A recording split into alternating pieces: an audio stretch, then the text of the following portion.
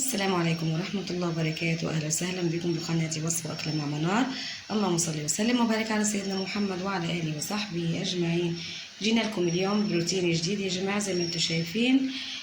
هذا الديكور أو الحائط الورقي أو الحائط الشجر اللي كان موجود على الشباك. أنا طبعا مش قادرة أصور الشباك، كل ما برفع الجوال طبعا الإضاءة بتخف زي ما انتم شايفين.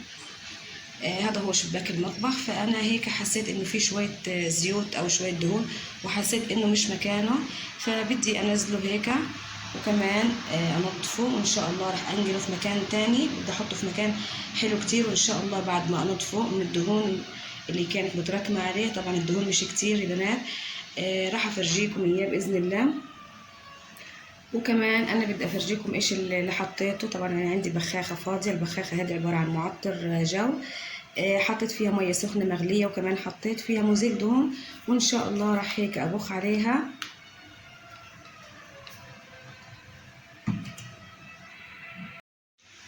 بديت يا بنات ان انا ابخ عليها هيك من مزيل الدهون هذا.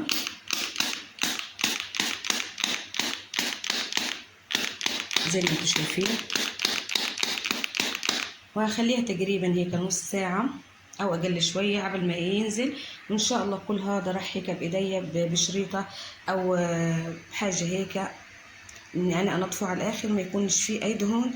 وان شاء الله كمان في عندي شويه جلي هيك راح نجليهم مع بعض، ويكون روتين حلو كتير اليوم. وطبعا يا بنات زي ما انتم شايفين، انا جليت في الليل قبل ما انام، يعني انا وبنتي. بس ضل هيك حاجات بسيطه اللي هم شويه الجليات اللي قلت لكم معانا تبعين الفطور هدول الصبح. عملنا شاي وقهوه، وكمان منظر الرفوف زي ما انتم شايفين مش عاجبني فيه هيك شويه لخبطه. فانا ان شاء الله راح اظبط كل الامور هذه، وان شاء الله راح ارجع لكم. انتوا شايفين يا بنات رتبت الرفين هدول القزاز، مسحتهم كويس زي ما انتوا شايفين. هذا طبعا مكان تخصص لبرادات الشاي وبرد القهوة الصغير. هذا مسحت الرف ونظفته هيك يا بنات، وعطرته عقمته اقصد. وزي ما انتوا شايفين هدول الرفين انا هيك نظفتهم وخلصتهم على الاخر. هبدأ الحين طبعا في حاجة تانية. وزي ما انتم شايفين يا بنات، انا زي ما قلت لكم انه ورق الشجر هذا حطيت عليه مزيل دهون. طبعا مش هينغسل عشان الخشب هذا طبعا كله بيتاثر بالميه. فانا جبت هيك حاجه نظيفه، شريطه نظيفه، وهبدا ان انا امسح واحده واحده زي ما انتم شايفين.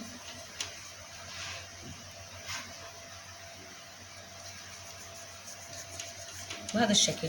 هذه هي الطريقه الصح لغسل ورق الشجر هذا، ان انت تحطي مزيل دهون اذا كان في المطبخ وفي دهون، واذا كان ما فيش فيه دهون وفي بس غبره بدون مزيل دهون بشريطه بس فيها نقطه ميه وخلاص.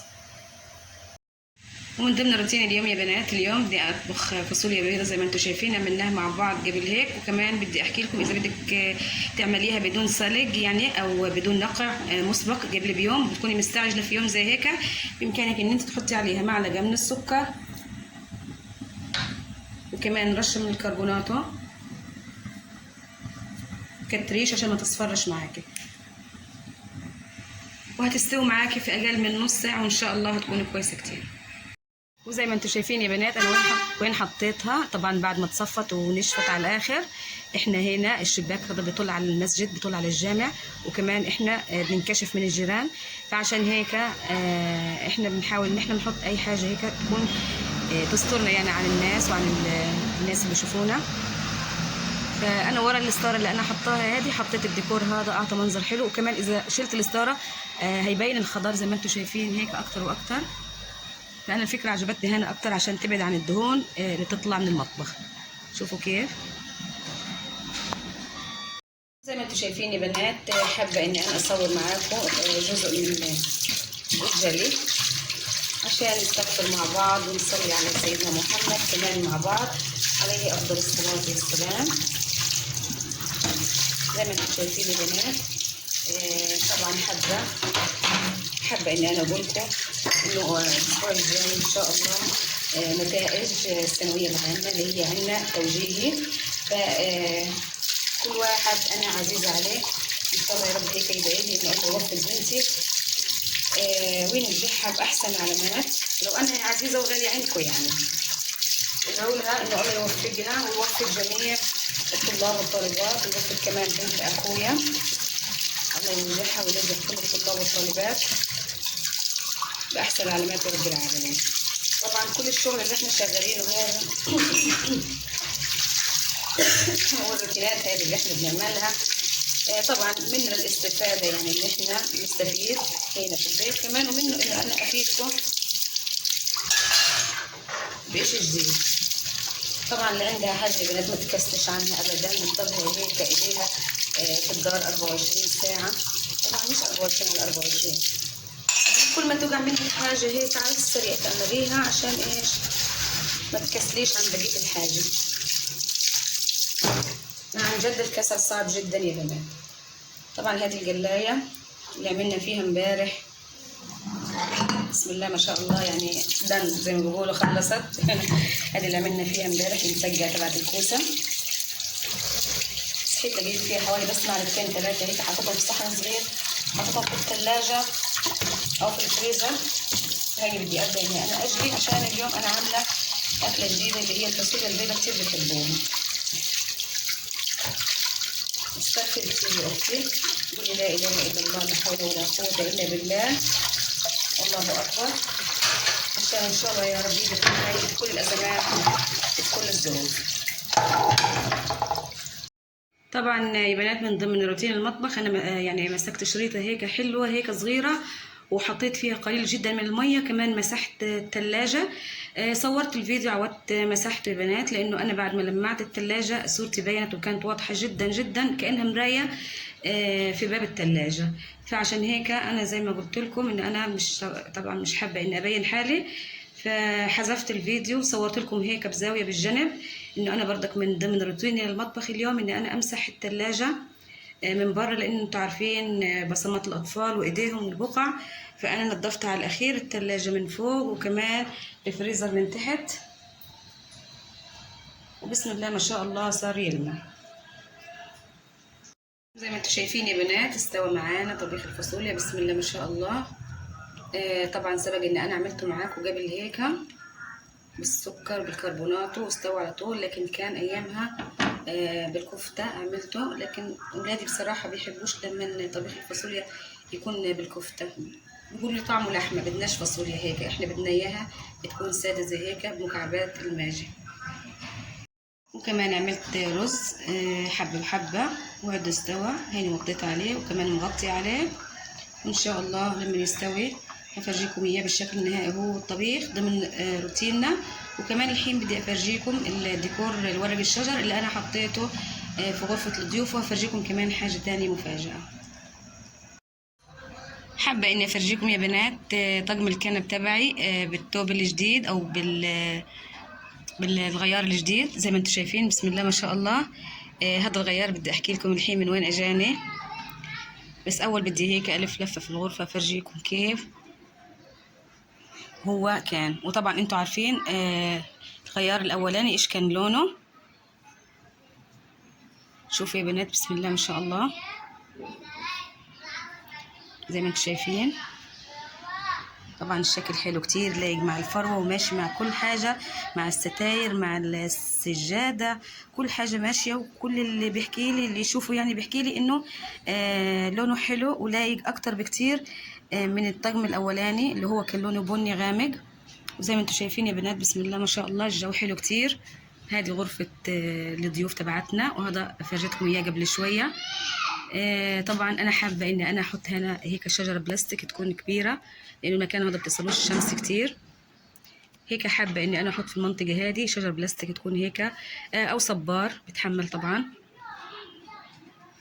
طبعا الطقم هذا يا بنات او الغيار هذا من امي الله يعطيها الصحة يا رب والعافية وطولة العمر. طبعا هي يا اما بدها تشتري جديد لون جديد، يا اما خلص حابه انه ايش طقم الكنب تبعها يضلوا هيك بلونه الاصلي. انا حبيت افرجيكم اياه واخد رايكم فيه، انه انا بصراحه حابه اللون اكتر بكتير من اللون الاولاني، كان مغمق الغرفه هيك. شوفوا كيف لايق مع لون الدهانه. لون الدهانه عندي اوف وايت،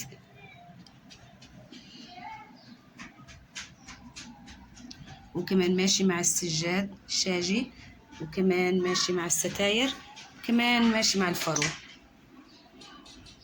اكتبوا لي في التعليقات هل هو عجبكم ولا لا، واذا حابين ان انا مثلا اغير مكان الكنبات لمكان تاني، وهل انتوا شايفين ان انا عاملاه صح ولا لا. بردك رايكم بهمني.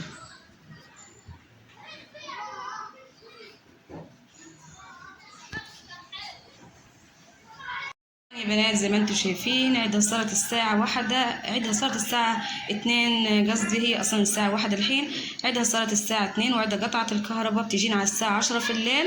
وزي ما انتم شايفين على آخر وجبة إيش صار معايا، إن الغسالة عطلت في السير اللي ورا بطل يلف، فعطلت شوية، وجوزي هيك زي النهار هيك هو السير، وجوزي راح يشتري جديد، وهيني بستنى. شكلي مش هكمل غسيل اليوم. طبعا يا جماعه بدي افرجيكم شكل الجامع، بيننا وبينه تقريبا متر واحد بس. زي ما قلت لكم لو بدي امد ايديا من الغرفه اللي انا فيها هذه اللي هي غرفه الضيوف بلمس حيطه الجامع. والحمد لله على هذه النعمه اللي الكل حاسدني عليها. الحمد لله الاذان والصلاه بصلاتها الحمد لله، لان الجامع كثير قريب منا. كثير طلب مني اني انا اصور المسجد وقديش المسافه ما بيننا وما بينه. طبعا يا جماعة زي ما انتم شايفين الكوي لا يمكن الاستغناء عنه. طبعا الكوي بشكل يومي، يعني سواء كان الكهرباء جاية صباحي ولا مسائي، الكوي ما فيش استغناء عنه. زي ما انتم شايفين موقوتنا يعني بخار الحمد لله مساعداني.